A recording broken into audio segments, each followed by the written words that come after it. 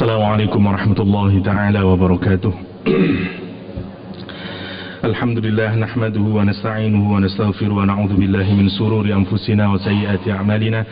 May yahdihillahu fala mudilla lahu wa may yudlil fala hadiya lahu. Asyhadu an la ilaha illallah wa asyhadu anna Muhammadan 'abduhu wa rasuluh alladzi balagha ar-risalah wa adda al-amanah wa nasaha al-ummah wa jahada fi sabilihi haqqa jihadih. إلهي أنا الفقير في غنايا فكيف لا أكون فقيرا في فقري إلهي أنا الجهيل في علمي فكيف لا أكون جهولا في جهلي رب اشرح لي صدري ويسر لي أمري واحلل عقدة من لساني يفقه قولي اللهم ثبتنا بلا إله إلا الله اللهم ثبتنا عند الموت بلا إله إلا الله آمين اللهم آمين إخوة الإيمان أعزكم الله الحمد لله رب العالمين. Pagi hari ini insya Allah kita akan mengkaji surat At-Takatsur.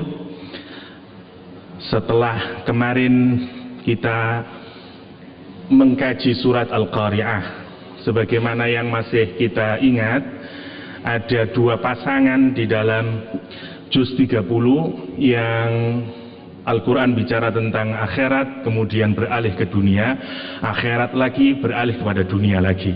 Az-Zalzalah, setelah Az-Zalzalah Allah bicara tentang dunia, yaitu yang pernah kita bahas Al-Adiyat. Setelah itu Allah berbicara tentang Al-Qari'ah, akhirat lagi, kemudian bicara tentang dunia lagi, At-Takatsur.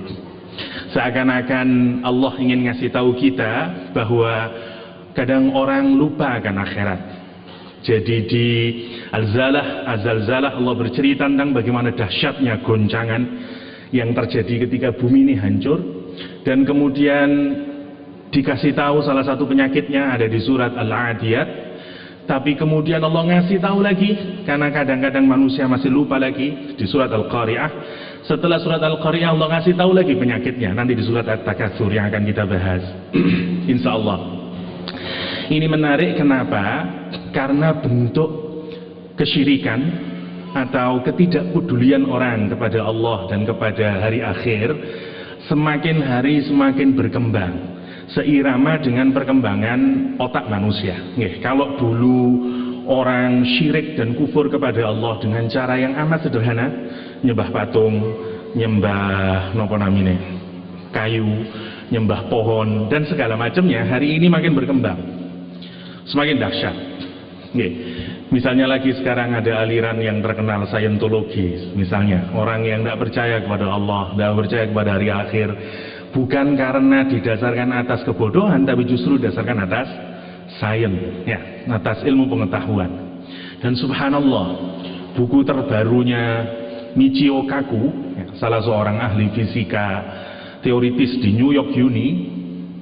Orang ini jago sekali, tapi insya Allah ateis kalau saya tidak keliru.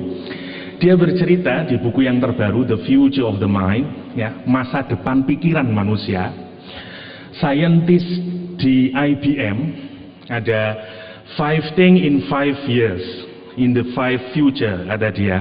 Ada 5 hal yang diperkirakan di 5 tahun atau mungkin masa depan kita itu sudah mungkin akan terwujud. Salah satunya adalah nanti orang akan bisa membaca pikiran orang lain. Jadi kalau zaman dahulu ini mungkin hanya bisa dilakukan oleh orang-orang soleh. Misalnya kita datang kepada aulia Allah, kepada orang-orang soleh yang kita bilang weruh sak durungin pinarak misalnya. Nanti kita akan bisa mengetahui pikiran orang lain, apa yang ada di otaknya orang lain. Hari ini sudah bisa, cuman harus pakai helm. Ada helm EEG apa namanya. Jadi ini experience yang sangat panjang dilakukan di New York Uni. Jadi orang dikasih helmnya gini, karena setiap kita berpikir dan sensasi apa, kita ingin apa, atau sedang kepingin sesuatu, itu mengeluarkan gelombang radio dan nanti ditangkap. Nanti bisa dirubah, oh yo awak iki seneng iki, dia kepingin mobil, ketahuan semuanya. Dan subhanallah, pengetahuan manusia sudah gila. Dia sudah bisa nanam chip di dalam otak manusia yang nanti bisa mendownload dan bisa mentransfer. Kita kasih skill tertentu pada otaknya seseorang. Dan nanti bahkan ada istilah yang sekarang dimunculkan. Masa depan kita nanti tidak hanya kita saling tukar surat melalui media elektronik, tapi kita tukar isi pikiran kita, namanya brain mail. Sudah bukan email, tapi brain mail. Subhanallah. Wallahu a'lam nanti kayak apa masa depan kita. Ya. Dan itu bukan sesuatu yang khayal, tapi sesuatu yang predictable menurut sains. Menurut sains. Karena itu ada banyak orang yang dengan congkaknya kemudian tidak percaya dengan agama itu hanya untuk for the fools. Agama untuk orang-orang bodoh, hanya dan segala macamnya. Syirik seseorang makin hari makin menarik. Nih, saya ingin ngawali dari satu surat untuk renungan kita bersama-sama sebelum masuk ke At-Takatsur. Allah itu di surat Madaniyah kalau bikin masal selalu menunjukkan subjeknya. Misalnya di surat Al-Baqarah, daraballahu masalan. Ya, Allah membikin masal, perumpamaan. Apa yang ditegaskan di ayat ini dua hal. Satu, Allahnya sendiri yang bikin masal. Yang kedua, masalnya sendiri. Tapi di surat Makkiyah, misalnya di surat Al-Hajj, Allah tidak menunjukkan subjeknya. Ya ayyuhan nas, duriba masalun. Kalimatnya dibentuk pasif. Wahai manusia, dibikin perumpamaan, dibuat perumpamaan. Siapa yang bikin? Tidak dikasih tahu di ayat ini. Tentu Allah yang bikin. Cuman menarik untuk dirunungkan, kenapa di Al-Baqarah Allah menggunakan jelas bentuknya aktif. Daraballahu, ada Allah daraba, Allah masalan. Di Makkiyah Allahnya dibuang tinggal doroba sama masal. Dibentuk pasif duriba masalun. Yang menarik adalah untuk kita renungin, menjadi dai, menjadi orang yang berdakwah untuk Islam, menjadi orang yang ingin berusaha mengembangkan izul Islam. Kadang-kadang kita juga harus meniru, tidak mesti kita harus dihormati orang. Kadang-kadang kita harus sembunyi. Kadang-kadang kita juga tidak diperhatikan oleh orang. Dan Allah mengambil pola itu. Ketika di Makkah, orang nggak peduli sama Rasulullah SAW. Orang benci bahkan sama Rasul, sama Allah. Dan sampai polanya Allahnya dihilangkan. Yang penting message-nya sampai. Duriba mathalun. Ya. Ini yang menarik. Kita renungkan misalnya, Allah bicara tentang kesyirikan sebelum masuk ke ayat ini. Kata Allah, ya ayuhan nas, wahai manusia, duriba mathalun fastami'u lah. Dibikin sebuah perumpamaan, maka dengarkanlah perumpamaan ini. Maksudnya perhatikanlah, be serious. Kalau Allah nyuruh ini sesuatu yang sangat menarik. Allah ingin mengasih perumpamaan kepada kita semuanya, terutama konteksnya pada kaum Quraisy pada saat itu, tentang kesyirikan, tentang orang yang mengkufuri Allah Subhanahu wa taala. Kata Allah, sesungguhnya innalladzina tad'una min dunillah, ya, atau sesungguhnya orang-orang yang musyrik kepada Allah dan segala macamnya, orang yang berbuat syirik kepada Allah, itu kata Allah seperti orang yang kharra minas sama. Ya, innalladzina tad'una min dunillah, kata Allah, sesungguhnya orang yang menyembah selain Allah, yaitu berbuat syirik, bukan yang ayat tadi itu, masal yang lain. Kata Allah, sesungguhnya orang yang menyembah selain Allah, tad'una min dunillah, Allah menggambarkan, kata Allah, la yakhluqu dzubaban walau ijtama'u lah. Mereka itu tidak bisa bikin lalat meskipun mereka semuanya berkumpul. Menarik untuk kita renungin, apa hubungannya syirik dengan laler? Kenapa Allah setelah bicara tentang syirik, orang yang menyembah selain Allah, Allah bicara tentang bikin lalat? Ini yang menarik. Kalau kita renungin, setiap orang yang menyembah selain Allah selalu ada objek yang lain yang kita sebut sebagai objek yang dia syirikkan. Bisa berupa pohon, bisa berupa makanan, bisa berupa batu, bisa berupa lautan, bisa berupa padi dan segala macamnya dalam sejarah. Yang menarik untuk kita renungkan adalah di semua negara hampir memiliki cara yang sama.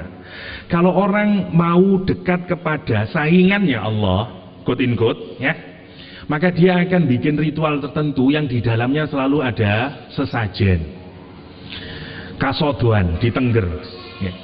Tengger itu ceritanya adalah ada Roro Anteng ambek Joko Seger, kalau saya tidak keliru, Pangeran Seger. Dan karena itu disebut Tengger, Anteng ambek Seger. Ya. Mereka menikah, tapi lama tidak punya anak, menurut ceritanya. Kemudian dia menyembah si Gunung Bromo. Ya. Dia minta agar diberikan anak. Dan dia berjanji kalau saya punya anak nomor 25-nya nanti saya masukin ke dalam kawah Gunung Bromo sebagai rasa syukur kami. Benar punya anak ke-25 dimasukin. Dan tradisi itu diteruskan oleh orang-orang Tengger sana dengan nama kasodoan, dengan ngasih sekarang kepala kambing, kepala sapi, makanan dan segala macamnya. Selalu ada namanya makanan. Itu yang menarik. Di Banyuwangi misalnya, orang untuk bisa agar dapat ikan yang banyak, mereka ngasih sesajen ke lautan. Selalu dikaitkan. Di Bali yang telurnya sering dicuri oleh orang Jawa misalnya, di pura-pura banyak sekali makanan yang ada telurnya. Siapa yang ngambil telur? Wong Jawa, karena mereka tidak percaya sama tradisi orang Bali. Kita alih Taiwan. Di Taiwan mereka berlomba untuk menggemukkan babi, dan babi yang paling gemuk dia yang paling mendapatkan blessing dari Tuhan, kata dia, tiap tahun. Namanya the Holy Pig, babi suci di Taiwan. Di Amerika Serikat, di bawah tungku asap, kalau mereka ingin mengajarkan anak-anak mereka tentang Santa Claus, ya, dia kasih biskuit, ya, dikasih biskuit, dikasih air susu. Nanti tengah malam diminum sama ibunya. Diambil susunya dan sekarang terus dikasih hadiah. Dia bilang anaknya bangun pagi, nah susunya sudah diminum sama Santa Claus, biskuitnya sudah dimakan, dan itu hadiah untukmu. Selalu ada kaitan antara yang selain Allah dengan makanan. Dan yang subhanallahnya ini terjadi di semua wilayah. Mau di Jawa, mau di Amerika, mau dimanapun ada kayak begitu itu. Dan ini yang menarik kalau kita renungkan. Hebatnya Al-Quranul Karim membuat masal. Dan Allah kita melihat di Madian sama tempatnya Nabi Shu'aib, ya. Nanti kalau kita ngerenungin, menarik sekali bagaimana kisahnya Nabi Musa alaihissalam yang menjadi the most wanted, ya, yang perintahnya Al-Mala, pihak otoritasnya Mesir adalah bukan ditangkap tapi dibunuh di tempat, kill on the spot. Itu perintahnya. Karena itu tidak ada cara lain bagi Nabi Musa kecuali dia harus lari, pergi dari Mesir. Karena itu dia pergi ke Mesir.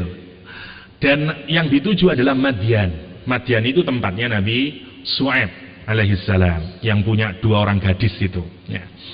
Yang menarik, Madian ini, coba kita renungin, Madian ini memiliki pohon yang sangat besar di Madian. Karena itu orang Madian disebut juga dengan Ashabul Aikah, ya, people of the giant tree.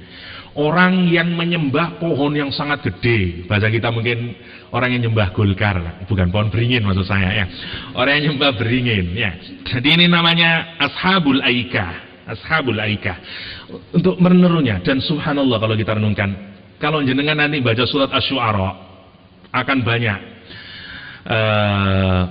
wa idh qala lahum akhuhum Hud, wa idh qala lahum akhuhum Lut, wa idh qala lahum akhuhum Saleh, wa idh qala lahum akhuhum Nuh.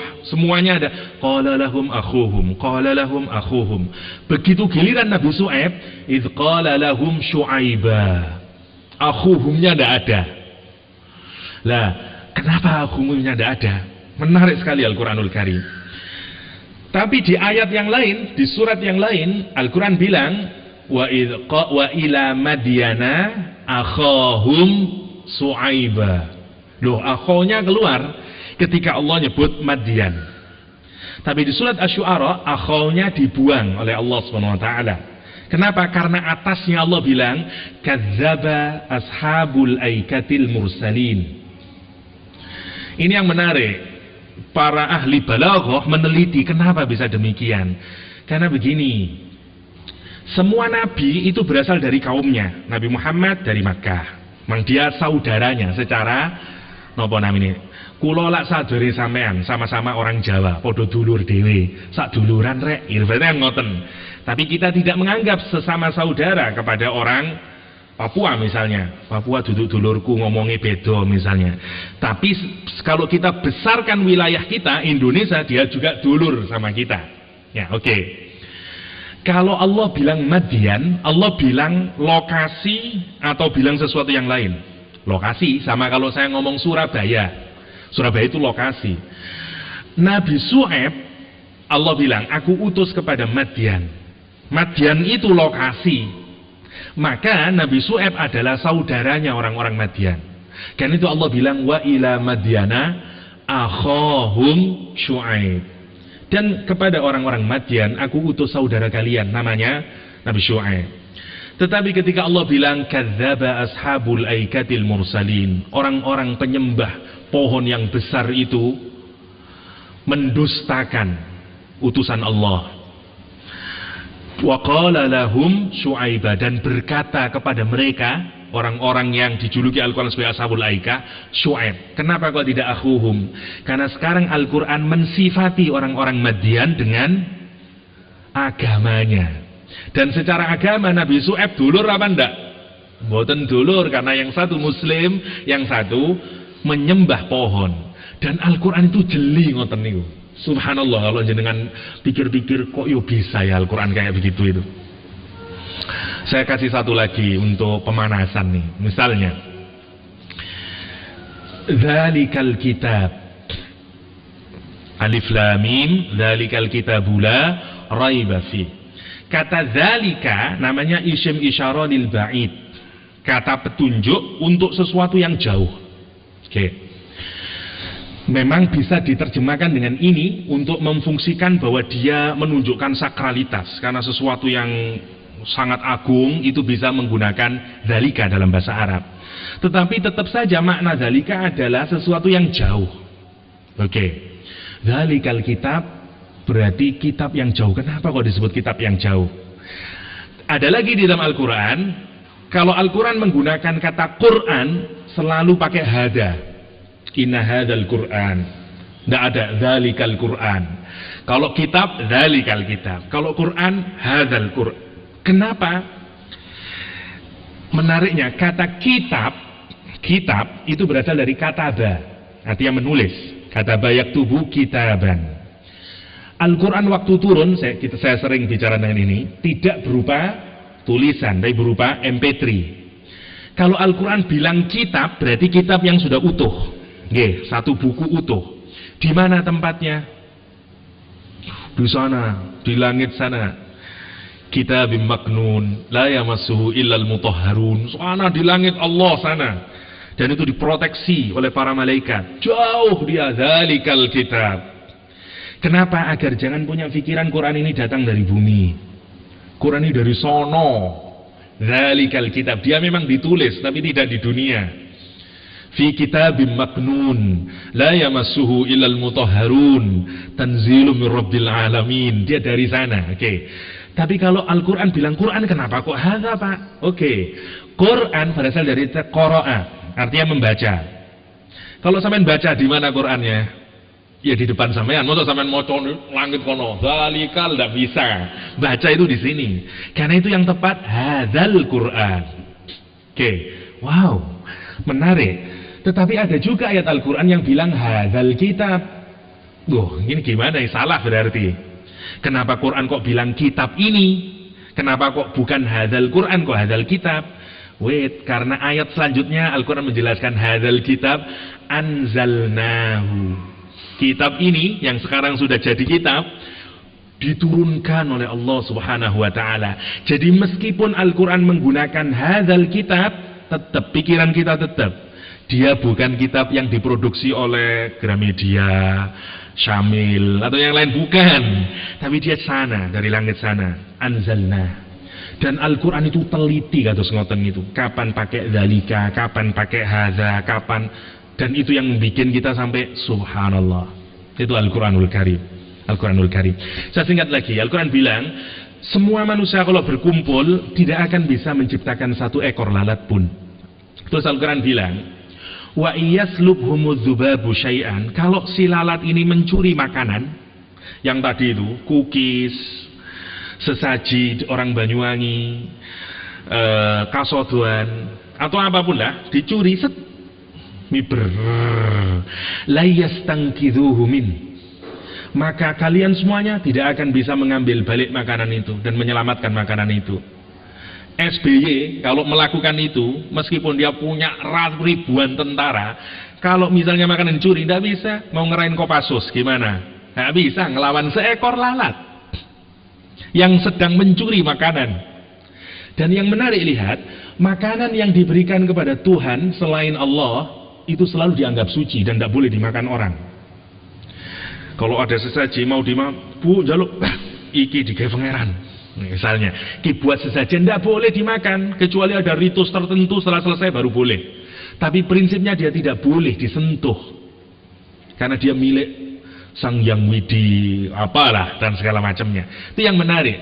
Dan Allah lihat meremukkan teologi orang syirik dengan, bukan dengan melawan Allah sendiri, hanya Allah kirim laler yang dibangun berjuta-juta tahun, mulai teologi apapun lah, mau Hinduism segala macamnya, Allah kalahkan hanya dengan lalat.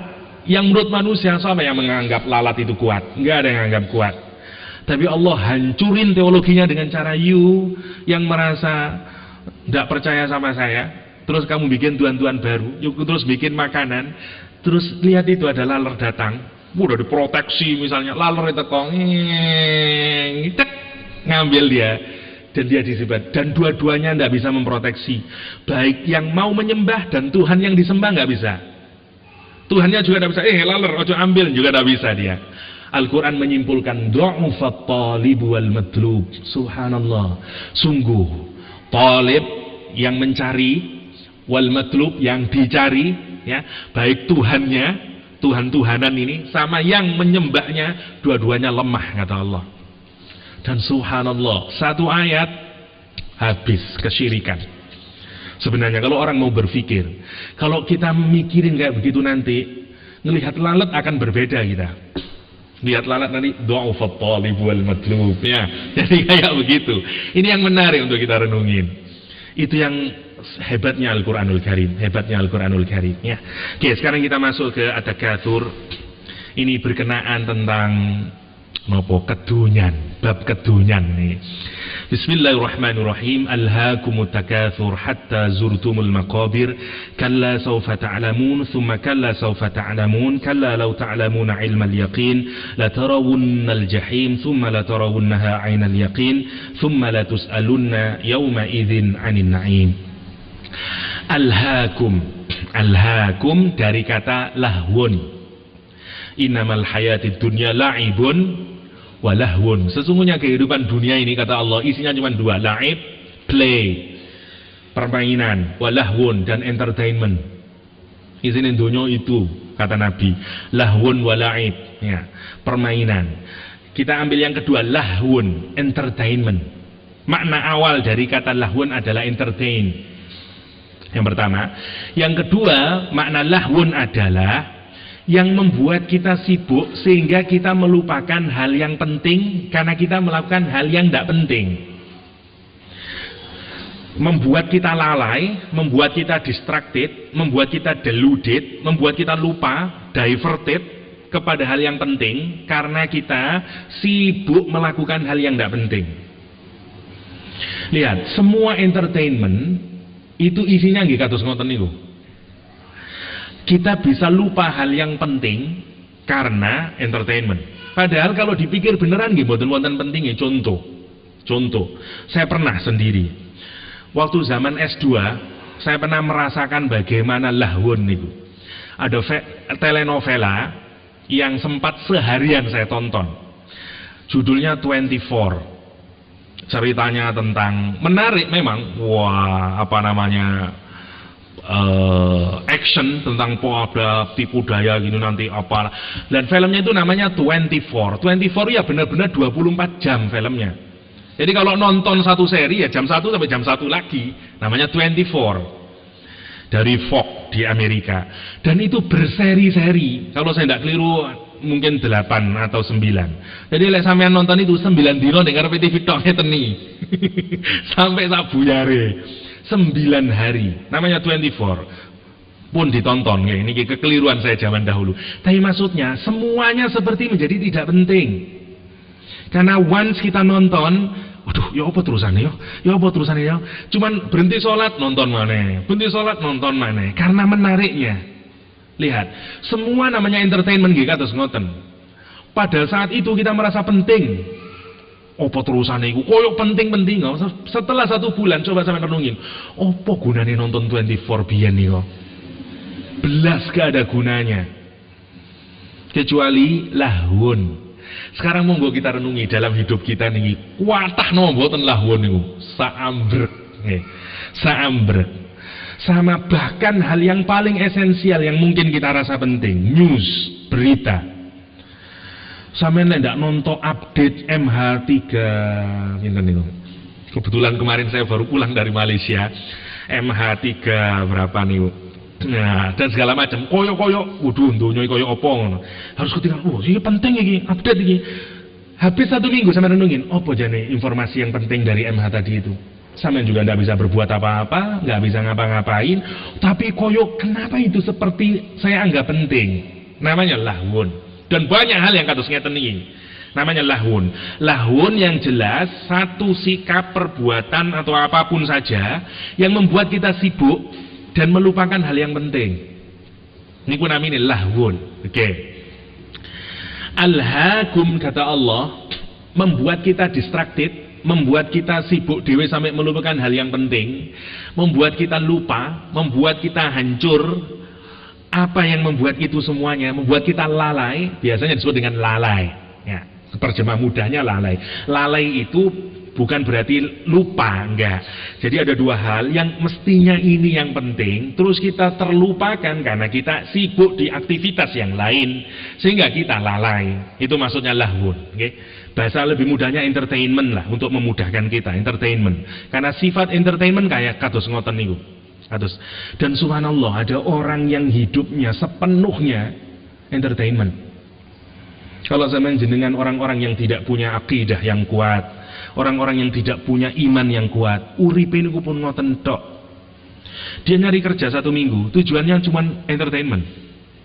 Aku kudu nonton konser iko, aku kudu tuku iko, aku kudu kaos sing gambare Superman, aku kudu, dan semuanya itu entertainment. Jadi kalau jenengan terus uripe niku nol. Wong ketipu oleh iklan dan segala macam, nggak ada yang esensial dari hidupnya kecuali kepalsuan demi kepalsuan demi kepalsuan, dan terus nonton niku.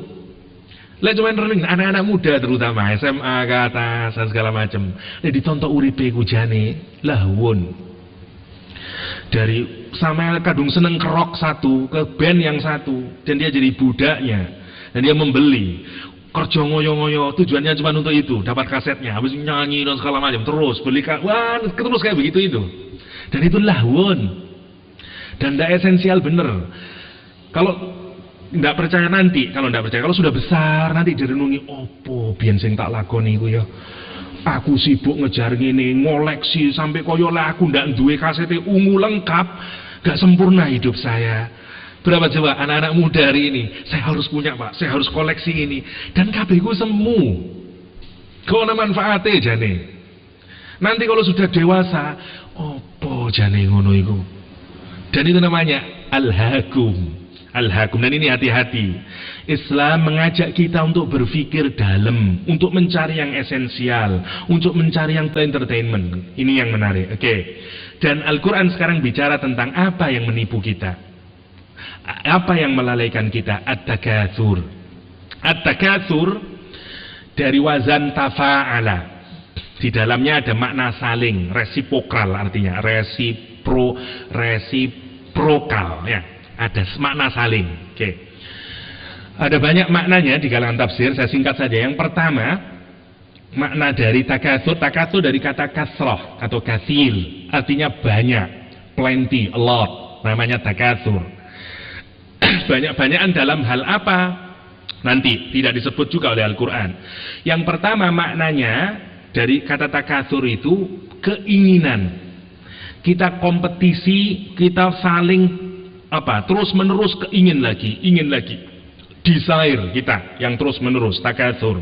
Kita ingin membanyakkan keinginan lagi, ingin lagi. Kados ngoten. Wis duwe napa namine mobil jenis A, ngetok koncone kepingin maneh, kepingin lagi. Wis duwe napa pun bojo nggih, bahaya wonten bojo kula nggih. Misalnya, dan selalu kayak begitu itu. Terus akan kayak gitu. Namanya desire.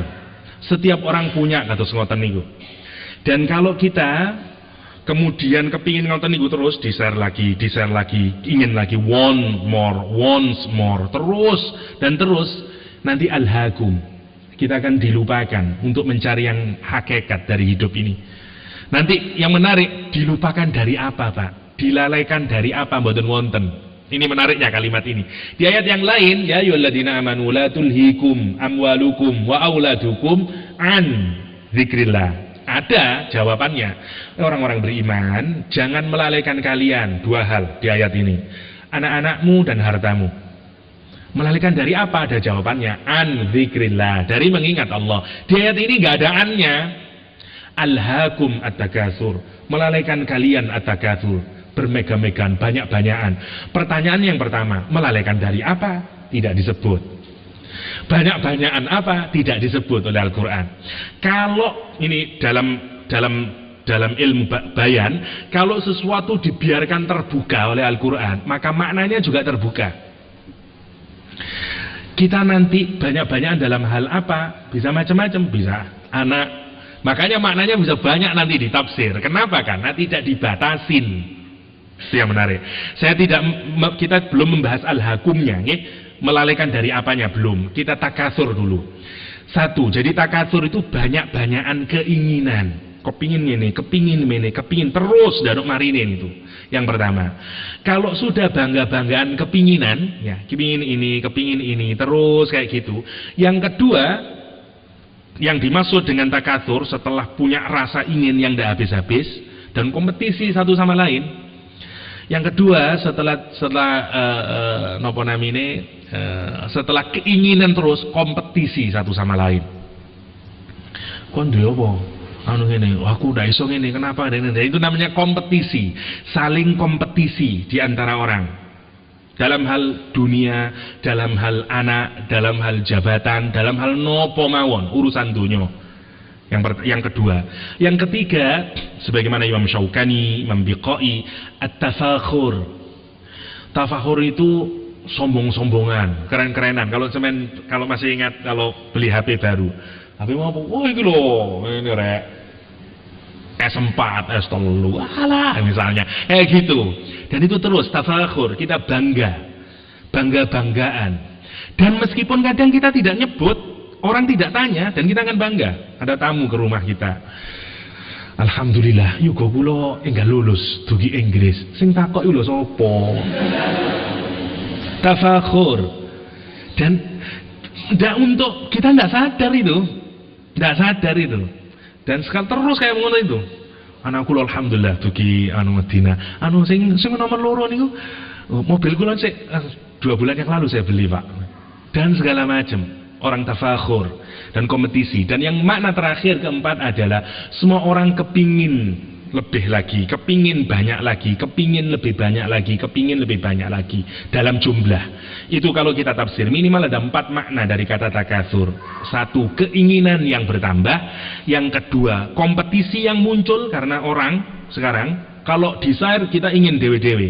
Tidak ada di antara kita yang tidak punya desire kepingin lebih dalam hal apapun. Meskipun duwe klambi sak lemari sampean sik kepingin. Ya. Kata Rasulullah, hatta kalau kita punya 2 gunung emas, sik njaluk yang ketiga. Ya, gunung emas itu sik njaluk yang ketiga. Itu yang menarik dari diri kita. Desire. Yang pertama, banyak-banyakan desire.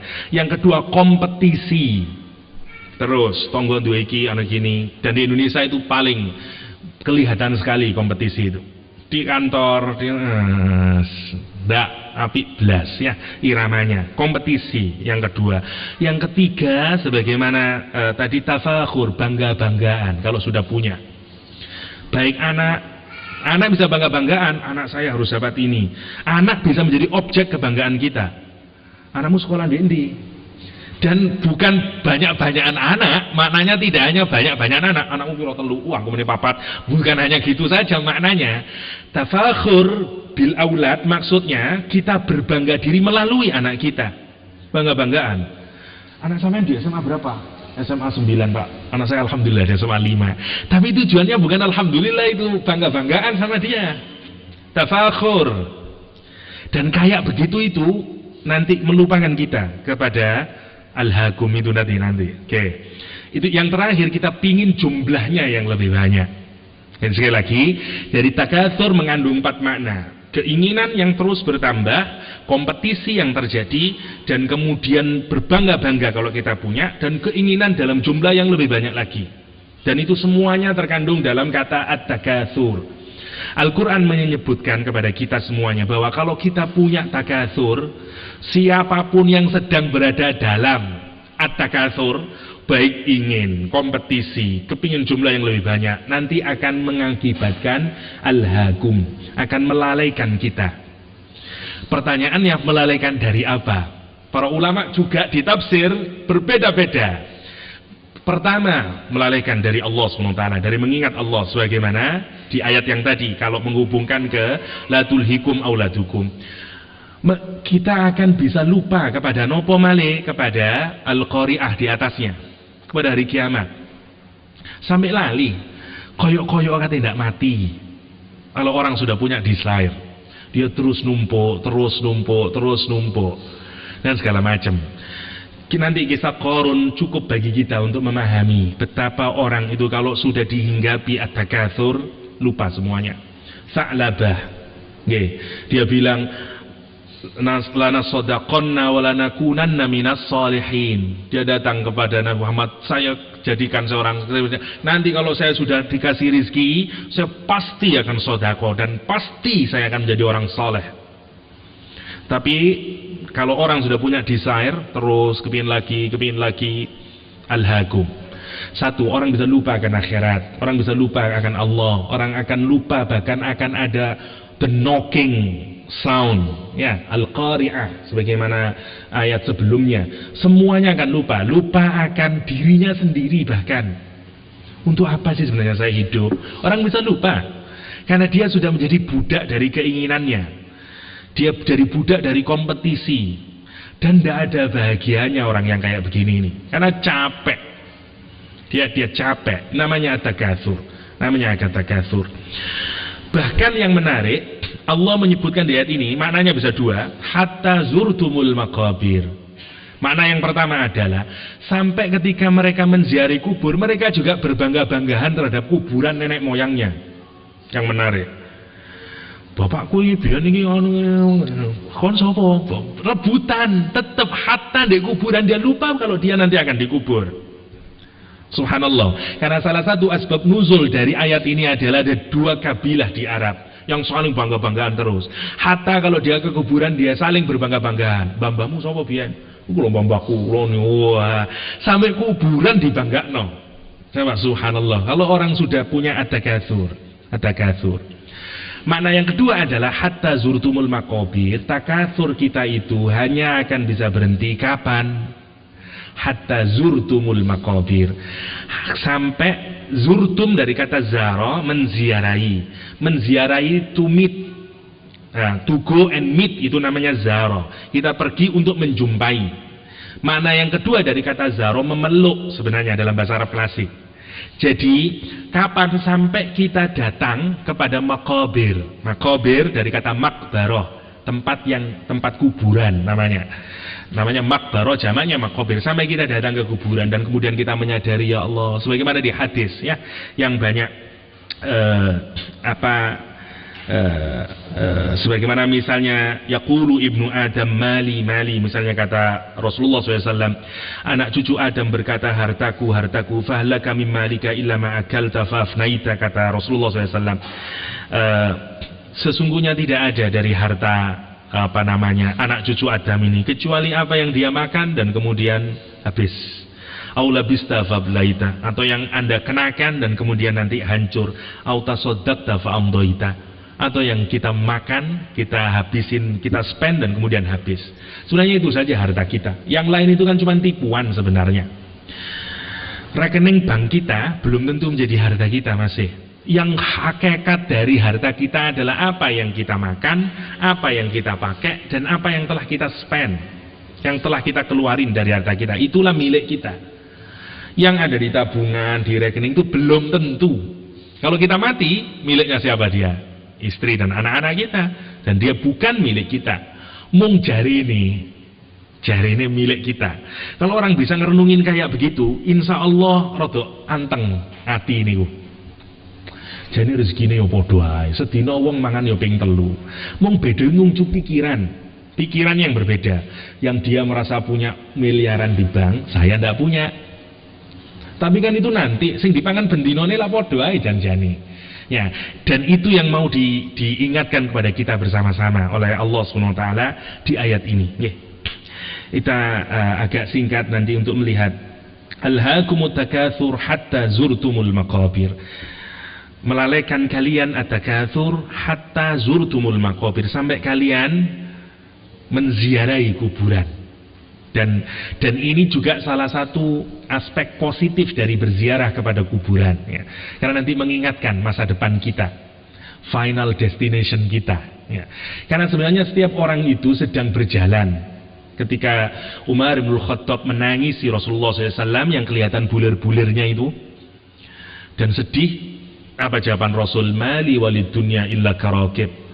Aku dan dunia ini hanyalah seperti a traveler, seperti seorang yang berjalan, ya. Kemudian istadalla tahta dzil, kemudian tahta sajarah, kemudian aku ngiup di bawah pohon. Roha wa tarakaha, istirahat sebentar kemudian aku tinggalkan. Ada orang yang berjalan menuju satu tujuan, kemudian dia capek istirahat di bawah pohon yang butuh lama banget. Boten wonten, paling banter 1-2 jam. Saya kalau nyetir nyantuk bener, tidur 10 menit sudah cukup. 10 menit tidur, bangun lagi, insya Allah udah fresh. Dan itu yang disebut dengan dunia, kata Rasulullah. Dunia pun ngoten tok niku.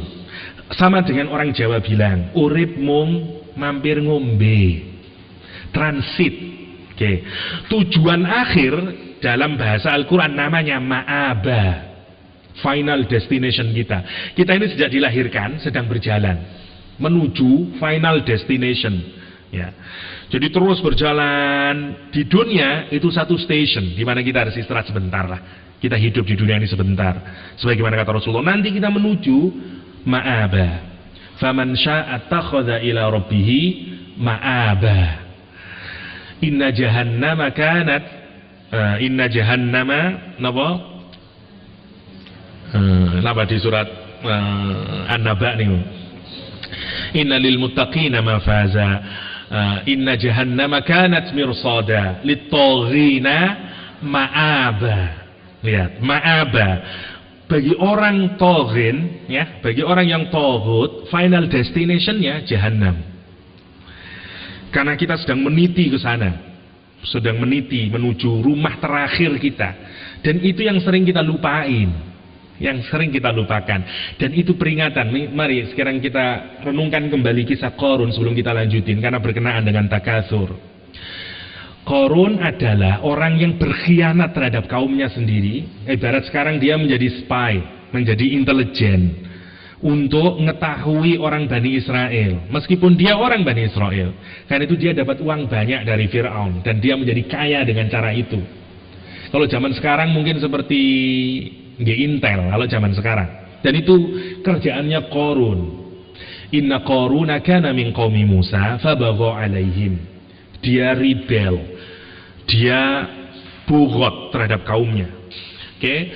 Wa ataina, dan Allah kemudian ngasih minal kunuz. Dia kasih harta yang banyak. Kemudian pelan-pelan, karena makin kaya, saya pernah omongin ini, kita jelasin lagi untuk memudahkan. Karena dia makin kaya, makin kaya, kemudian dia menjadi trendsetter. Setiap orang yang kaya, rumahnya beda dengan rumahnya orang lain. Dia punya pembantu yang banyak berbeda dengan orang yang lain.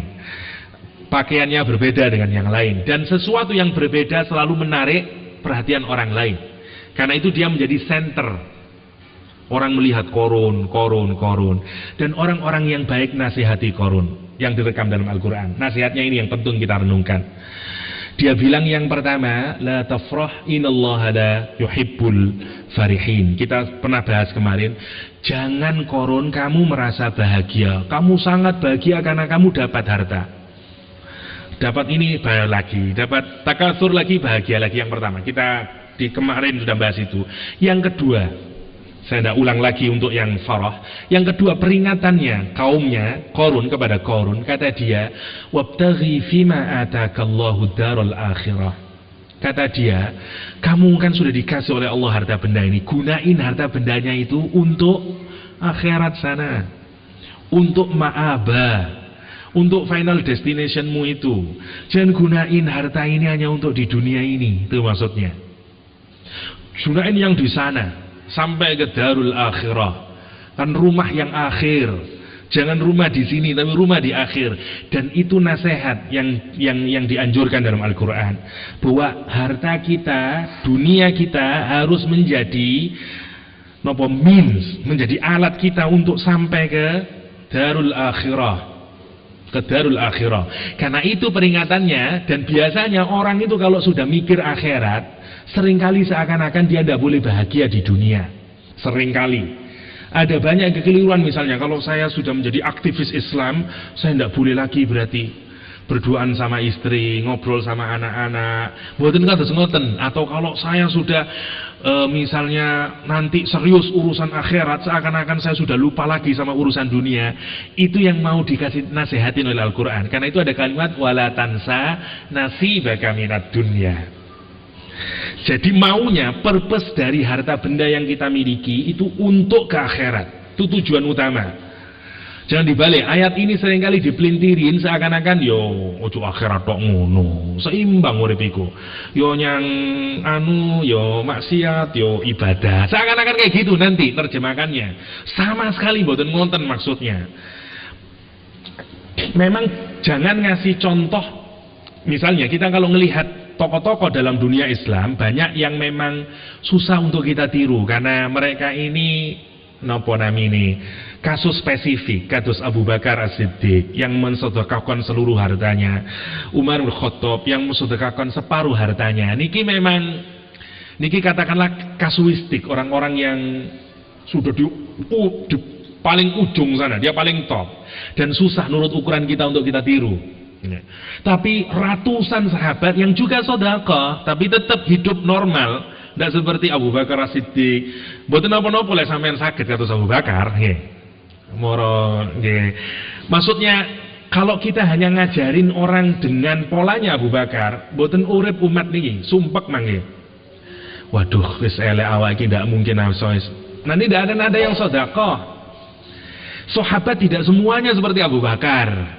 Ada yang berdoa saja, yang karena dia punya harta. Ada yang sedekahnya tidak seperti Abu Bakar. Memang tetap harus itu yang menjadi tujuan kita. Tetapi sekali lagi kita juga harus tahu bahwa ada banyak sahabat Nabi yang tidak seperti Abu Bakar. Ya, kalau kita harus semua seperti Abu Bakar, mboten saged. Niku kados apa ya, the best example. Jangankan Abu Bakar, Abdurrahman bin Auf aja kita sudah mumet mikirnya. Kok yo bisa ada orang semacam itu? Coba saya ceritakan satu kisah tentang Abdurrahman bin Auf. Walamma akhadha ar-Rasul salawatullahi alaihi yu'akhi bainal muhajirin wal ansar, akha bainahu wa bain Sa'id bin Rabi' al-Ansari radhiyallahu an. Kelamaan kalau yang ini sebentar.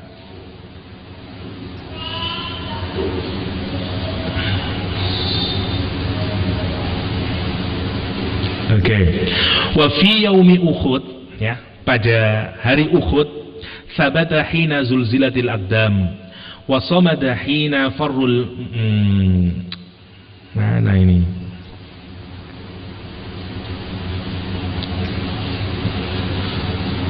Sebentar.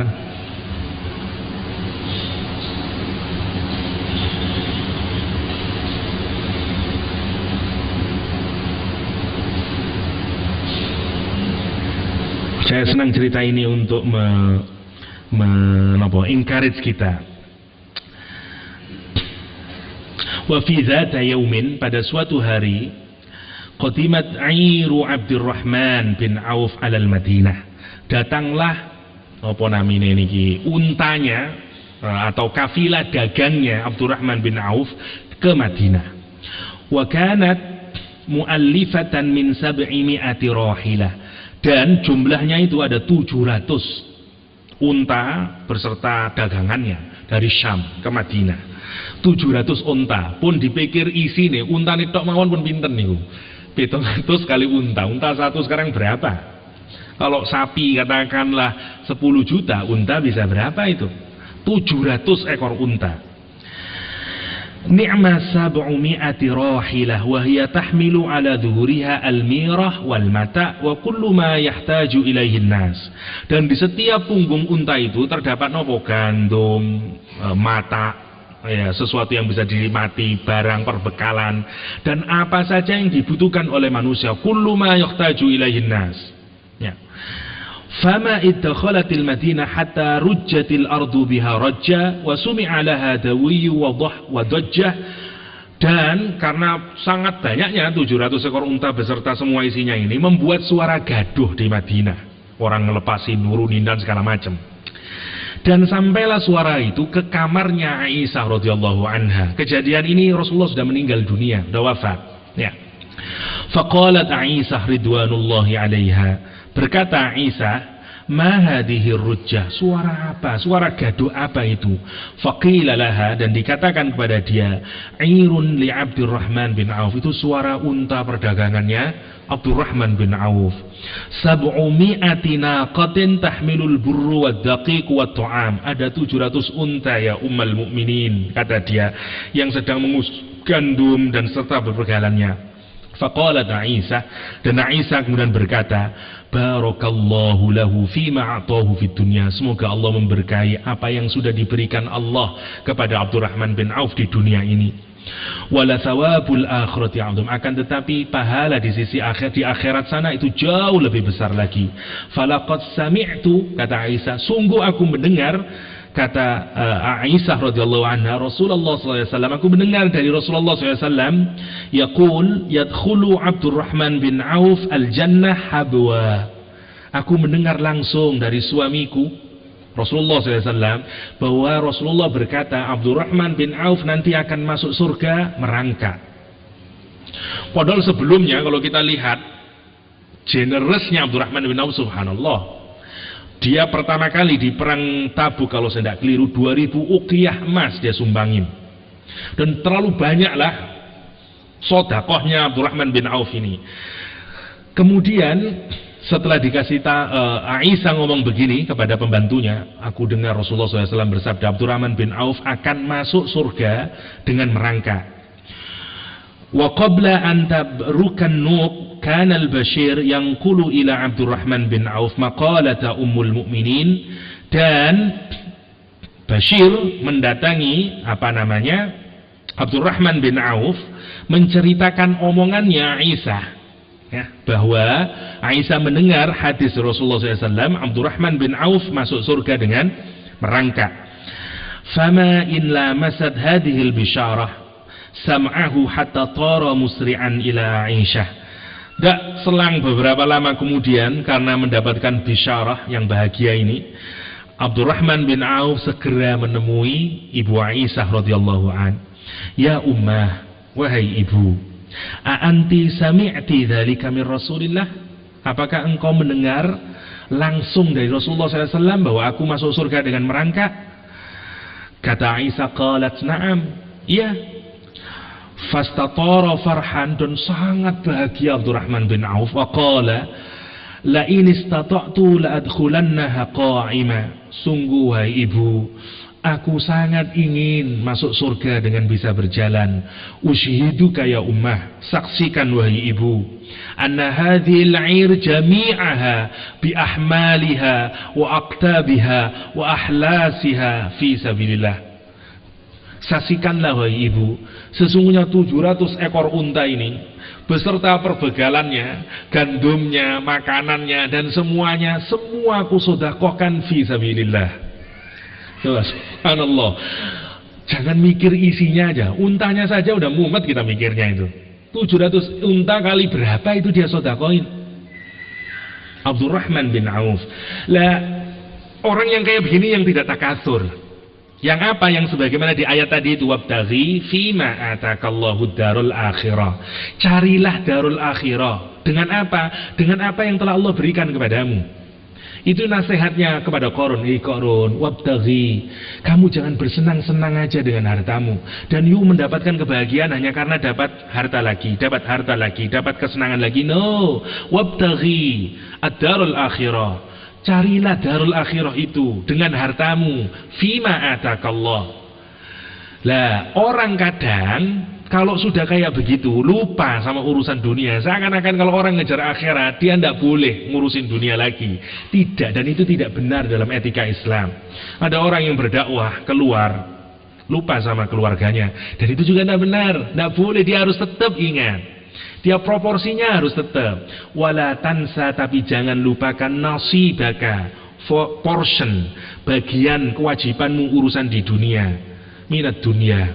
Jangan lupa, masih tetap ada bagian untuk istri, bagian untuk anak, dan segala macam. Itu yang harus direnungin. Tapi tujuan goal tetap darul akhirah. Wala dan jangan berbuat kerusakan di muka bumi. Innallaha la yuhibbul mufsidin. Itu peringatan dari kaumnya terhadap Qarun. Dan sekian banyak kita mendapati apakah Qarun melakukan hal itu? Tidak. Kenapa? Karena dia competing terus, more and more and more. Kita lanjutin agak singkat.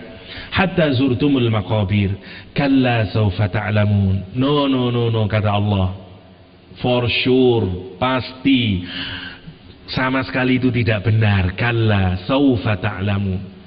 Sebentar lagi, dalam waktu yang tidak lama, cepat kata Al-Quran, kamu akan mengetahui. Mengetahui apa? Ini yang menarik. Kita lanjutin. Summa kalla sawfa ta'lamu. More dan lebih. Kemudian lagi, ya, jangan begitu. Itu semuanya tidak benar. Kalla kata Al-Quran Karim. No, sawfa ta'lamu. Sebentar saja kamu akan tahu. Orang kalau melupakan akhirat, ya, karena deluded, karena distracted dengan urusan dunia, dia lupa. Al-Quran mengingatkan, jangan sekali-kali begitu. Nanti kamu akan tahu. Kata Al-Quranul Karim, kalla law ta'lamuna ilmal yaqin. Sekali-kali tidak benar begitu itu. Kata Al-Quran, law ta'lamuna ilmal yaqin. Kalau seandainya law itu artinya law penyesalan. Seandainya saja, seakan law untuk menunjukkan sesal, regret, itu namanya law di ayat ini. Kalla law ta'lamuna ilmal yaqin. Seandainya kalian itu mengetahui dengan ilmu yaqin. Yang menarik dulu, tuh kita renungin begini. Yakin itu bahkan kadang-kadang seakan-akan di atas iman. Yakin itu pengetahuan yang membuat informasi yang sudah sangat final dan kita tidak ada keraguan sedikit pun. Ya, jadi kayak kayak full conviction, sangat kita meyakini, namanya yakin. Dan tidak bisa lagi dibantah dan segala macam. Itu namanya keyakinan, yakin. Oke. Al-Quran menyatakan yang pertama ada 3 jenis yakin, ya, ilmul yakin, ainul yakin, haqqul yakin. Oke. Al-Quran pertama bilang, kalau seandainya kamu tahu ilmul yakin, you akan menyesal kalau terus-menerus takasur. Gini, kenapa orang masih tidak mau sama akhirat, tidak mau sama percaya sama Allah, tetap melakukan maksiat? Karena dia tidak mau ilmu yakin, maunya dia ainul yakin. Lihat umatnya Yahudi dulu, lau narallaha jahratan, kalau seandainya kami ini bisa melihat Allah secara langsung, mana sih akhirat itu, mana sih dunia ini, mana sih surga neraka itu sih, mana sih Allah itu. Karena dia tidak percaya dengan ilmu, dia maunya percaya dengan ain. Lihat, orang-orang yang tidak iman, atau orang-orang yang tidak percaya sama akhirat, orang-orang yang tidak percaya kepada Allah, kepada hari akhir, kepada surga, kepada neraka. Kenapa? Karena mereka masih menyaksikan. Coba kalau mereka tahu beneran, dengan ainnya, mereka pasti yakin. Dan itu yang dituntut dari agama. Orang barat semuanya ateis, kenapa? Mana buktinya? Kita tidak pernah melihat ada Allah, ada surga, dan neraka. Jadi ainul yakin. Oke. Yang menarik untuk kita renungin, bedanya manusia sama binatang adalah binatang itu hanya bisa berpikir kalau pakai ainul yakin. Manusia itu jenis makhluk yang lebih tinggi dari binatang. Dan manusia itu hanya butuh ilmu yakin bagi yang pinter. Contoh beginilah, untuk saya mudahin. Kalau kita ngajarin anak kita, dan anak kita pinter, cukup dengan ilmu yakin. Nah, tambah-tambahan itu seperti dibagi, nak. Ditambahkan. Jadi misalnya nak ya, misalnya ada satu rumah, terus ditambah satu rumah lagi. Jumlahnya ada berapa? Ada 2, sudah cukup. Namanya ilmu yakin. Tapi kalau anaknya bebel, sampean bawa iki lone gelas, pakai ainul yakin. Gelas iki le ditambah mana gelas mana. Loh, saiki pira le hitungan 1, 2 lah. Itu namanya ainul yakin. Ainul yakin sebenarnya diarahkan kepada binatang. Binatang itu hanya bisa bergerak, hanya bisa menerima sesuatu yang bisa kita lihat. Bahkan kalau mau ngajarin kayak begitu, masih ingat misalnya di psikologi ada anjing Pavlov ya, yang dikasih lampu, dikasih makanan, dihidupin bareng, set, anjingnya karena ada makanan, terus dikasih tiap hari.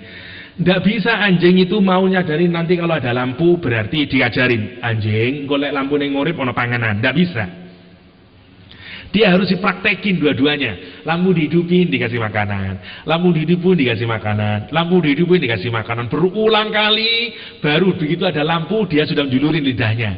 Dia baru nyadar apa? Saya mau dikasih makanan. Dia baru menerima setelah apa? Setelah ainul yakin. Manusia, bedanya kita dengan hewan adalah kita ini makhluk yang jauh lebih hebat dari hewan. Karena kita dikaruniai otak, karena kita dikaruniai hati oleh Allah SWT.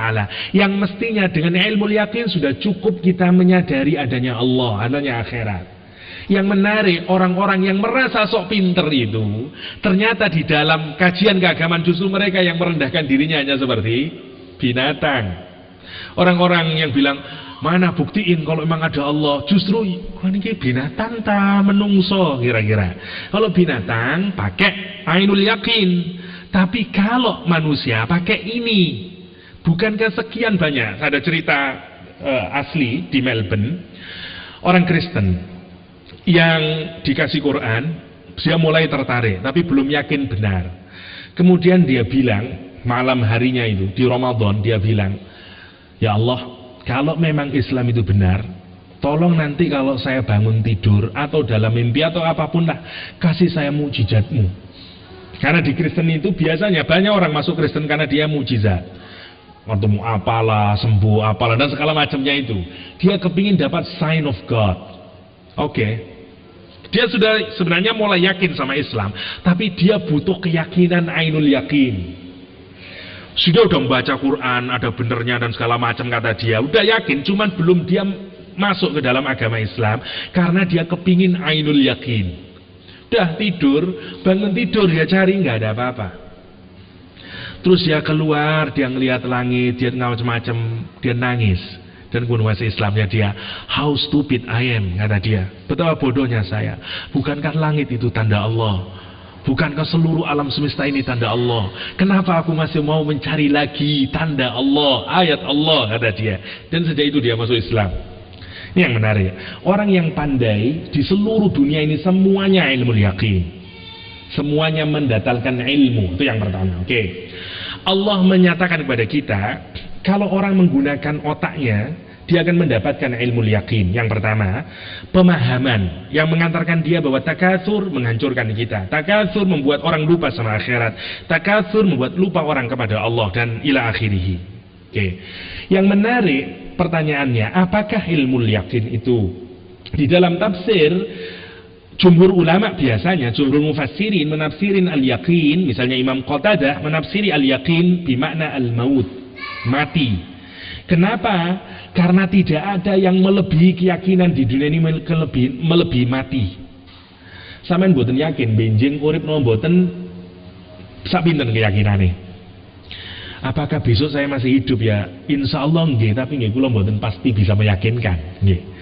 Sampeyan apakah pasti meyakini bahwa besok mboten kiamat? Nggih mboten pasti. Tapi apakah sampeyan tidak yakin bahwa sampeyan akan mati? Mboten wonten sing jawab saya tidak yakin, saya tidak mati Ustaz. Tidak ada.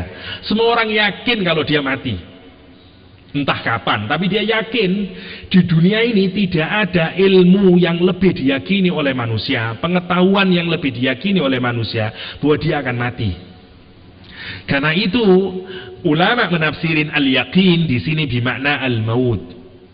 Kalau orang mau merenungi bahwa dia akan mati, sebenarnya sudah cukup dia kembali kepada Allah.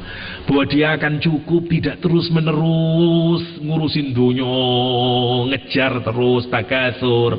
Itu maksudnya ilmul yaqin. Tapi subhanallah, meskipun orang sadar bahwa dia akan mati dan ke kuburan, apakah tidak ada orang yang tetap takasur? Tetap mawon wonten. Karena kadang-kadang lupa. Berbagai banyak Al-Quran menyatakan kafa bil mauti wa'idho, sudah cukup sebenarnya kematian itu jadi pengingat kalian. Seandainya tidak ada Quran, nggak ada apapun, nggak ada petunjuk, kalau kita menggunakan akal kita melihat ada orang mati, sudah cukup mengingatin kita sebenarnya. Lek saja nih dipikir temenan. Karena itu mendatangkan keyakinan urip niki mung kados ngeten. Nanti kalau kita ini ujungnya cuman 2 kali 1 meter. Siapapun kita, pangkat setinggi apapun kita, kaya apapun kita, endingnya kita masuk ke liang kubur. Itu saja sebenarnya hakikat hidup. Dan kalau sudah masuk ke liang kubur, itu yang akan ngerem kita, takasur kita. Itu kata Al-Quran. Dan itu sebenarnya ilmu yakin. Pengetahuan itu nggak bisa, nggak ada errornya sedikit pun. Dan yang menarik enyet, banyak orang yang masih tidak percaya dan tetap takasur. Itu yang disebut dengan lau ta'lamuna ilmal yaqin. Kaya iso awakmu itu lau ta'lamuna ilmal yaqin. Padahal semua orang experience kematian demi kematian kita tahu, tapi tidak menggugah kita. Itu makanya kata Sayyidina Ali, aku heran. Tidak ada hal yang ditinggalkan pasti oleh manusia melebihi dunia, tapi dia terus mencarinya. Dan tidak hal yang pasti akan menemui dia itu kematian, tapi dia melupakannya. Kata Sayyidina Ali. Ini dipikir-pikir aja temenan ya. Dunia ini pasti ditinggalkan, tapi dikejar seakan-akan kita tidak meninggalkannya. Kematian pasti kita temui, tapi kita lupakan seakan-akan kita tidak menemuinya. Benar kata Sayyidina Ali. Karamallahu wajhah. Ini yang benar untuk kita renung. Kalla lau ta'lamuna ilmal yaqin. Yang kedua, kata Al-Quran, la tarawunnal jahim. Al-Quran kemudian menunjukkan kalau orang belum bisa sadar dengan ilmu yakin di dunia tentang akhirat, maka nanti pasti 3 kali Allah bilang pasti dan pasti kalian akan melihat jahim. Jahim salah satu nama neraka, diambil dari kata juham. Juham adalah tatapan mata singa yang hendak menangkap mangsanya. Dan dia tidak akan, kalau ada singa mau menangkap mangsa, dia tidak akan melepaskan pandangannya. Dia bergerak ke kanan, dia bergerak ke kanan, ke kiri, dia bergerak ke kiri. Dan itu bayangannya neraka. Orang kalau berbuat salah, bawaannya malu bertatapan. Mana yang betul percaya, suami Anda atau istri Anda kalau dia berbuat salah, tatap dia izin. Sepurane mas. Gelok naku, sepurane mas. Kalau kita punya murid, salah dia tunduk. Tatap saya, mohon maaf bu, nangis dia. Karena watak orang bersalah, dia menghindari tatapan mata. Lihat, jahim neraka, dia mengintai kita, dia tidak mau ngelupasin kita. Mau kemana kita? Kita mau sembunyi set, itu namanya jahim. Jahannam disifatin juga dalam Al-Quran mirsada. Inna jahannama kanat mirsada. Mirsad itu seperti benteng kalau dalam peperangan, yang tempat ngintai terus Nah, kayak gitu, itu namanya mirsad. Jadi mirsad itu bukan tempat mengintai saja, tapi ngintai sekaligus nyaplok, namanya mirsad. Bayangin, neraka itu punya karakter kayak begitu, dia ngintai kita, tidak pernah ngelepasin, dan dia udah tahu jatai kulo sinten, dia tahu neraka itu. Sebagaimana di surat Qaf, hal mim mazid, dia di neraka tanya, sik wonten malih ta? Neraka niku bilang, ada lagi yang harus saya telan, hal mim mazid, ada lagi yang harus saya telan. Itu bilangnya neraka. Neraka tahu siapa jatahnya yang dia caplok, dan kita berjalan di atasnya. In kuntum illa wariduha, kata Al-Quran. Setiap orang pasti akan melewati neraka. Menuju mana? Final destination, ma'aba kita. Kalau ternyata ma'abanya neraka, dia jatuh. Kalau ma'abanya al-jannah, dia akan terus, dia sampai ke sana. Kapan membuat orang lupa ke sana? Kalau dia takatsur. Takatsur yang membuat orang ke neraka. Dan dia diintai oleh jahim. Kalau you tetap tidak percaya bahwa takatsur itu melalaikan kamu kepada Allah, lupa ingat Allah, lupa ingat akhirat, you akan terus dikejar oleh dunia ini terus menerus. Ingat, kalau kematian tidak membawamu sadar, kalau ilmu tentang keyakinan ini tidak membuat kamu sadar, oke. Kalau yang kamu yakini hanya yang bisa dilihat, nanti kamu akan melihat, kata Allah. Tapi bukan kamu saja yang melihat, kamu akan dilihat oleh jahim, oleh neraka itu. Dan kemanapun you bergerak akan diintai oleh Allah. Inna jahannama kanat mirsada lit-taghina ma'aba. Berapa lama nanti akan di sana? Labithina fiha ahqaba. Selama-lamanya di sana. La yadhukuna fiha bardan wala syaraba. Di sana tidak dikasih oleh Allah bardan, even sedikit pun cooling breeze, ya, hembusan angin yang dingin, nggak dikasih oleh Allah. Wala syaraba, even seteguk air tidak dikasih oleh Allah. Seteguk air tidak dikasih, wala syaraba, tidak dikasih, sampai bengok-bengok. Wanada ashabun nari ashabal jannah, berteriak-teriak penduduk neraka kepada penduduk surga, an afidu alaina minal ma', kasih kami setetes air, kasih kami seteguk air, wahai penduduk surga. Dan tidak dikasih, karena semuanya diharamkan oleh Allah. La yadhukuna fiha bardan wala syaraba. Dikasih minuman, karena memang orang minta minuman, tapi apa minumannya? Illa hamiman wa ghassaqa, dikasih air yang bergolak dan nanah campur darah. Illa hamiman wa ghassaqa.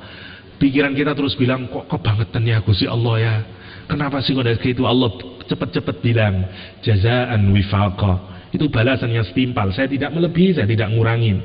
Jangan pernah berpikir Allah berbuat zalim ketika menghukum. Allah tidak seperti guru SD sampean yang mukul bangetan, plak, itu kebangetan. Wong saya ndak itu Pak, saya dipukul. Itu hukuman manusia berangkat dari kemarahan. Memang Gusti Allah pernah marah? Boten. Allah kalau menghukum kita bukan karena Allah marah, bukan, tapi sesuai itu amalan kita, konsekuensi dari amalan kita. Jazaan wifaqa. Setelah itu apa? La yadhukuna fiha bardan wala syaraba illa hamiman wa ghassaqa jazaan wifaqa. Subhanallah. Kenapa mereka kayak begitu? Innahum kanu la yarjuna hisaba. Dulu dia di dunia tidak pernah punya harapan ada kalkulasi kayak begini ini. Gini, orang punya harapan karena meyakini. Ya, misalnya kados ngeten, mau saya on undian. Sekarang Pepsodent akan ngasih undian, yang menang dapat mobil. Sampeyan yakin Pepsodent ini perusahaan api misalnya. Unilever. Sampeyan ngirim saya tulisan bungkusnya itu sampai kirimin melalui pos, dan sampai sekarang punya harapan, meskipun jutaan orang yang ngirim, tapi sampai punya roja. Kenapa? Karena sampai percaya terhadap iklan itu yang disebut dengan iman. Kenapa? Orang yang bukan ahli jahanam dia punya roja terhadap hisab. Awak iki panjen yo elek, tapi muga-muga besok si ono amal soleh sing ditimbang yang pangeran. Itu mikirnya. Orang yang neraka jahanam, lihat, dia tidak peduli, harapan saja mboten wonten terhadap hisab. Pikirannya kadang-kadang kalau di dunia seperti ngeten, sekarang-karep kuah, basurga ben neraka, sekarang-karepku dah. Ada banyak orang kayak gitu. Maksiatku dhewe masuk neraka, aku yang mlebu neraka dhewe. Lha apa kon ngurusi aku? Ada ndak banyak orang yang ngomong kayak begitu? Innahum kanu la yarjuna hisaba. Hati-hati, dan itu nunjukin mentalitas kita. Kalau ada orang yang kayak begitu, cepat-cepat dinasehatin. Karena itu gambaran sebagaimana Al-Quran menggambarkan. La yarjuna hisaba. Mereka tidak mengharapkan sama sekali, tidak ada harapan bagi dia. Tidak peduli dengan kalkulasi, dengan hisab tidak peduli. Tidak peduli dia. Tidak peduli, itu yang harus kita renungin dengan kata Allah, la tarawunnal jahim. You akan melihat nanti, la tarawunnal jahim. Kita lanjutin agak cepat. Summa la tarawunnaha ainal yaqin. Nanti kalau sudah kayak begitu, moreover, lebih lanjut kata Allah, la tarawunnaha ainal yaqin. Kamu pasti akan melihatnya dengan ainal yaqin. Dulu di dunia ilmu yaqin. Nanti kalau sudah lihat neraka, ainal yakin, benar-benar lihat neraka nih. Tapi saat itu bukan untuk membuat kita iman. Untuk apa? Untuk masuk dalam nerakanya. Dulu yang Anda sangka di akhirat ikun dirupani dan segala macam. Oke, kalau you mau tahu, tapi nanti begitu kamu tahu, you masuk di dalamnya. Kalla, kata Al-Quran, ya, summa la tarawunnaha ainal yakin. Dan ini subhanallah, ayat paling terakhir paling menakutkan buat kita. Jadi stepnya, memang ilmu itu semakin ke hakul yakin semakin kuat. Gampangnya gini, ilmu yakin itu pengetahuan yang kita dapat berdasarkan informasi saja. Ainul yakin adalah informasi yang kita dapatkan berdasarkan penglihatan kita. Hakul yakin eksperimentasi yang kita lakukan, yang kita alami sendiri. Contoh gampangnya, ada aliran listrik di sini. Saya dikasih tahu, Pak, itu ada aliran listriknya lah, ilmu yakin. Ainul yakin adalah ono temane sampean nyekel. Nah, itu ainul yakin. Hakul yakin sampean dhewe sing nyekel. Nah, itu hakul yakin namanya. Mana yang lebih yakin? Hakul yakin apa ilmu yakin? Hakul yakin ngrasakno dhewe. Ya, sampean dikandani nikah iku enak rek, ilmu yakin. Koncone sampean sing nglakoni, sampean nontok, ainul yakin. Lalu sampean dhewe sing nglakoni, hakul yakin. Kayak begitu tingkatan ilmu itu. Sama, kalau kita ma'rifat pada Allah dengan ilmu, Allah itu Rahman, Allah itu Rahim, itu namanya ilmu yakin. Tapi kalau sampean ainul yakin bimakna musyahadah, sampean ngalamin Allah itu benar-benar Rahman, sampean alamin itu perasaannya. Allah itu Ghani, sampean alamin, dicucuri rahmat oleh Allah. Itu berbeda dengan orang yang hanya tahu Allahur Rahman, Allahul Ghani. Berbeda. Misalnya seperti gampangannya seperti bahwa Allah itu ada, seperti yang pernah saya alami, yang pernah saya ceritakan, ndonga kabul. Itu berbeda, namanya musyahadah, berbeda rasanya. Apalagi nanti kalau benar-benar ainul yakin ketika di akhirat, berbeda lagi. Dan itulah tingkatan keyakinan yang dialami. Rasulullah SAW sudah hakul yakin.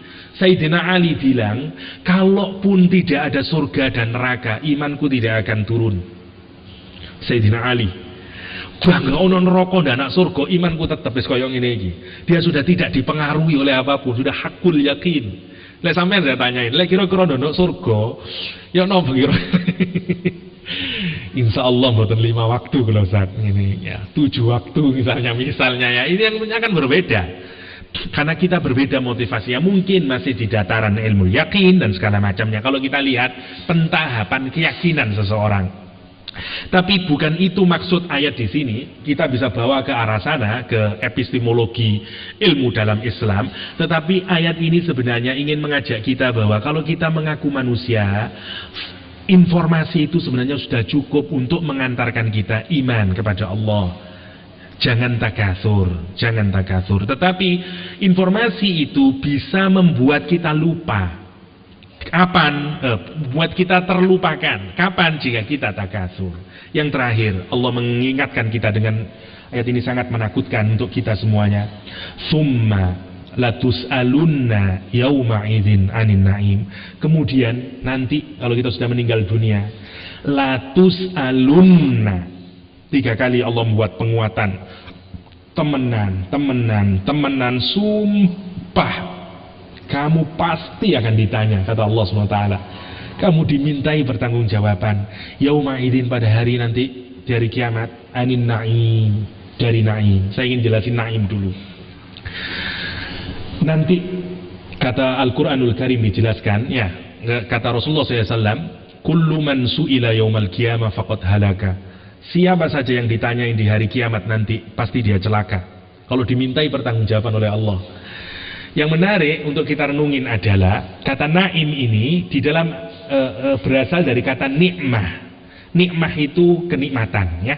Pluralnya an'um atau ni'am. Al-Quran di sini tidak bilang summa latus'alunna yauma idin anil an'um misalnya, atau anin ni'am, tapi anin na'im, atau juga bukan anin ni'mah, juga bukan, tapi na'im dikasih ya tengahnya. Naim itu berbeda dengan nikmatun. Naim itu sesuatu nikmat yang kita rasakan terus menerus, yang seakan-akan nikmat itu sudah biasa kita dapatin. Seperti minum air, kita bisa berjalan, bangun tidur, mata sudah langsung melek, dan kita bisa tahu apa-apa, telinga yang bisa mendengar, dan semuanya, itu semuanya naim. Nikmat yang continuous, yang terus menerus.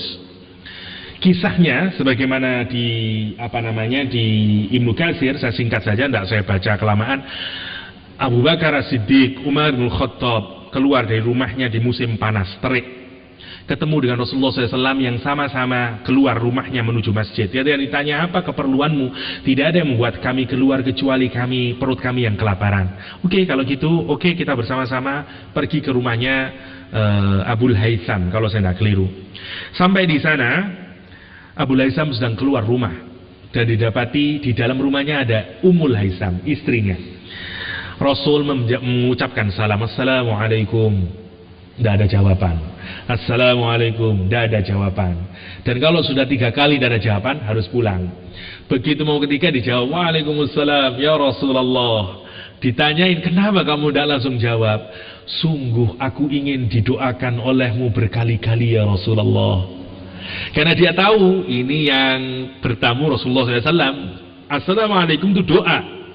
Dan dia tidak ingin Rasulullah mendoakan sekali. Assalamualaikum, ya, ayo ngomong mana? Kira-kira harus ngoten. Assalamualaikum.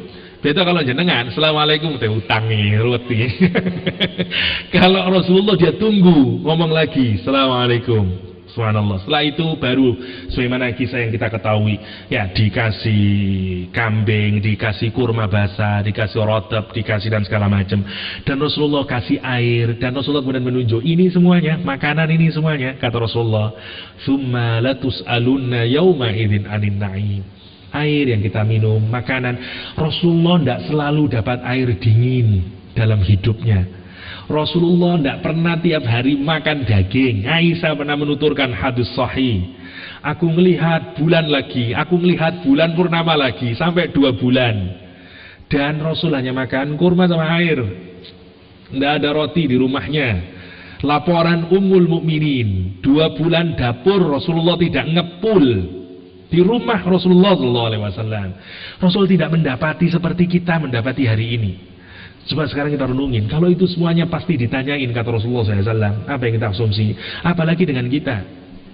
Jadi rizki, nikmat yang diberikan Allah kepada kita ini di dalam Islam adalah ujian.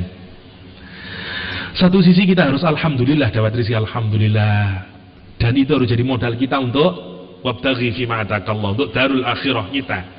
Tapi satu sisi juga harus astaghfirullah. Kenapa? Tsumma latus'alunna yauma idzin anin na'im. Karena kita akan ditanyain. Karena itu ukuran kesuksesan di dalam Islam tidak ditentukan oleh harta. Kenapa? Karena dia tes. Karena dia ujian di dalam Islam. Agama yang lain menarik. Katolik menganggap kesuksesan seseorang di dalam agama adalah kalau dia menjauhi dunia ini. Karena itu dia hidup selibasi, tidak menikah, miskin, dan segala macam. Buddha sama, kalau mau ke nirwana bebasin diri dari dunia ini dan segala macam. Sama. Protestan datang mengkoreksi apa yang dianggap oleh Katolik. Kata Protestan, no. Yesus menghendaki kita bahagia di dunia. Yesus menghendaki kita sembuhan itu. Kalau Anda mendengarkan ceramahnya Protestan, isinya itu. Tuhan Yesus, Tuhan dan segala macam, karena untuk dan segala macamnya.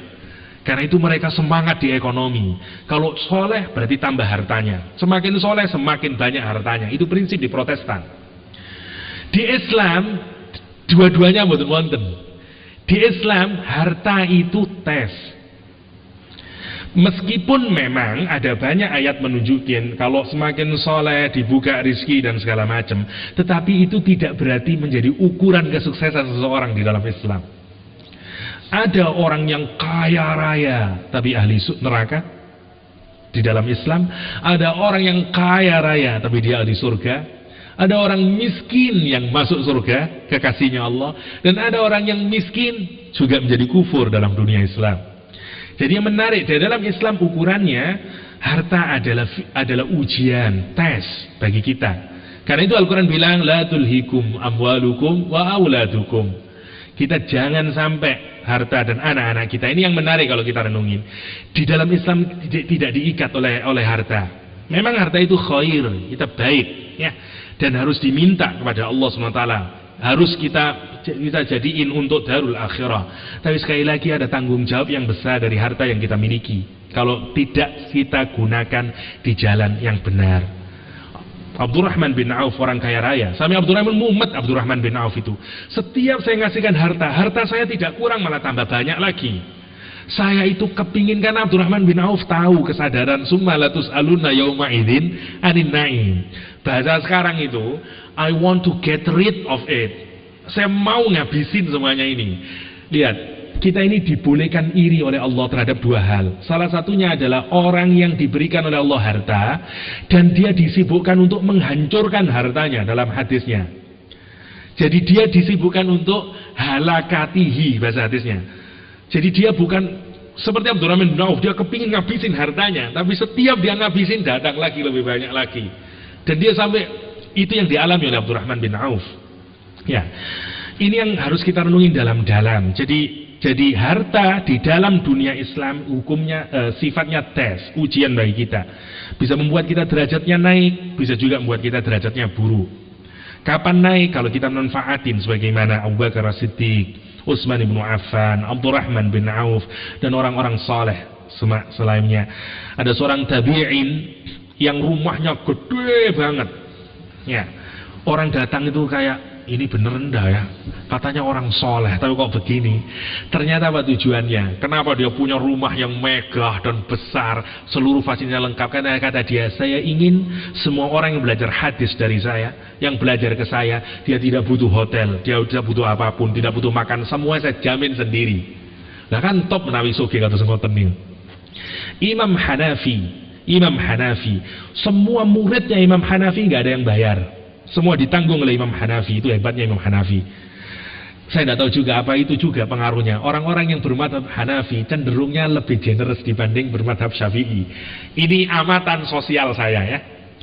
Orang-orang kayak orang Turki, orang-orang Pakistan, orang ini itu kalau sodako gampang dibanding orang Syafi'i. Indonesia, Malaysia, Egypt, kebanyakan kados ngoten. Saya ngerening kenapa ya?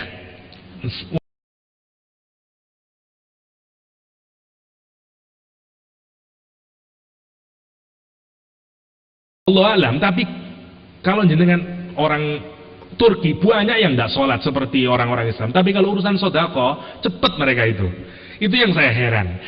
Tidak sholat, tapi kalau sodako gampang nih. Lah Indonesia kan menarik, tidak sholat tambah tidak sodako kan kalau Syafi'i.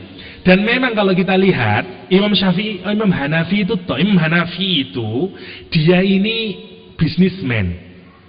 Karena bapaknya bisnismen, dia ikut dan cerdas anaknya. Suatu saat di pasar ketemu orang soleh, dia lihat anak ini pinter banget, cerdas banget. Dia bilang, bapak apa ndak sayang anaknya ini kalau hanya untuk berdagang? Dia brilian anaknya. Kalau dia ngurusin agama Allah, wah ini hebat ini. Dia pikir benar-benar juga desain untuk belajar agama. Dan benar karena dia orang cerdas. Tapi apakah Imam Hanafi ninggalin bisnisnya? Tidak. Cuman sekarang dia menaruh orang. Dia punya banyak kalau bahasa sekarang toko lah, franchise perdagangannya, dan itu semua ditaruh sama dia. Murid-muridnya kepada dia nggak ada yang bayar, semua dibiayai oleh Imam Hanafi sendiri. Yang nopo jadi murid ngaji dewe nyantri free dan semua dijamin oleh Imam Hanafi. Itu yang menarik kalau kita renungin. Kita kepingin harta yang kayak demikian itu. Oke. Jadi naim di ayat ini adalah semua nikmat yang diberikan Allah yang sifatnya terus menerus.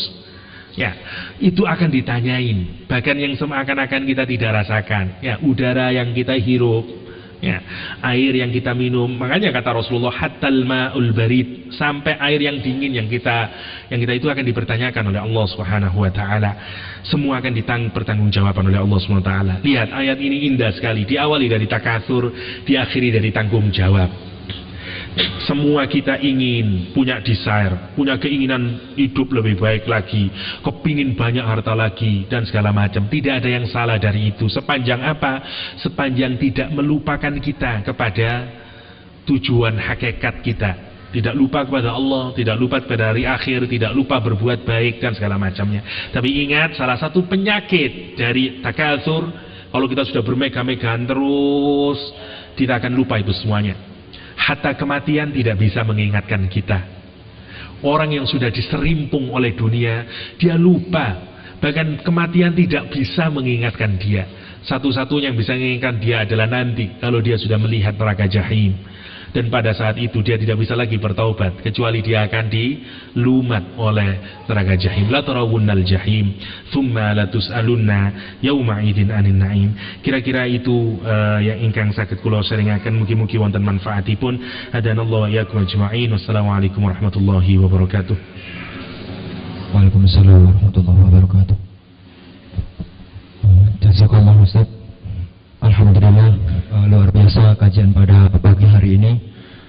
Semoga ya, menambah keyakinan kita akan kebesaran Allah, sehingga makin taat kita kepadanya dan makin takut kita bermaksiat kepadanya. Mungkin cukup ya, ya cukup. Mohon doa penutup Ustaz.